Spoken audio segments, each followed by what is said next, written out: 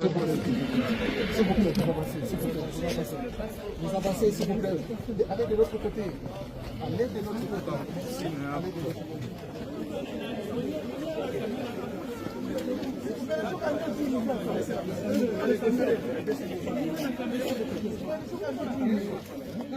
Est-ce qu'il faut monter?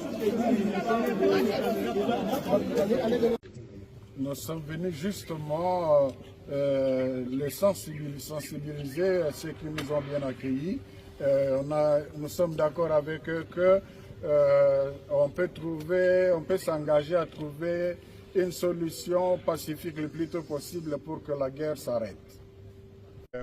Les forces vives du pays ont un pacte social pour la paix et le bien vivre ensemble. Et pour cela, nous avons commencé une tournée de personnalités importantes à impliquer dans cette dynamique. Et nous avons pensé que la FCM 23 ont quand même une grande contribution à apporter dans cette dynamique de la construction de la paix, parce que pour les deux églises, l'année 2025, c'est l'année de la paix. Notre priorité, c'est la paix.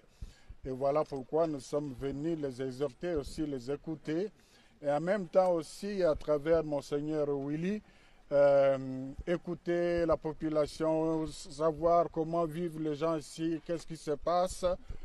Et je salue l'accueil qui nous a été réservé.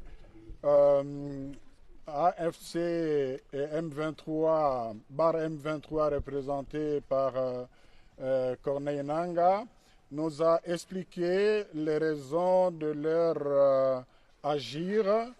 Ce n'est pas à moi de le dire parce que je ne suis pas leur porte-parole, mais à ce stade, je peux dire qu'en les écoutant, ça nous a motivé davantage de travailler dans le sens de ce pacte-là.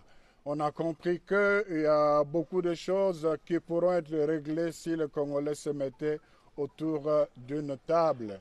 C'était aussi l'occasion de partager avec eux les préoccupations des Congolais sur la perte de la balkanisation, l'exploitation illicite de matières premières. Là aussi, on a eu des réponses assez rassurantes qui ne sont pas dans la dynamique de la balkanisation, ils ne sont pas dans la dynamique de l'exploitation illicite. Ils nous ont expliqué un peu comment ça se passe dans ce domaine-là. Et c'était aussi l'occasion de faire le plaidoyer pour l'ouverture de l'aéroport, du port, mais aussi pour obtenir l'arrêt de la guerre le plus tôt possible, parce que nous restons convaincus que la solution à cette crise n'est pas militaire.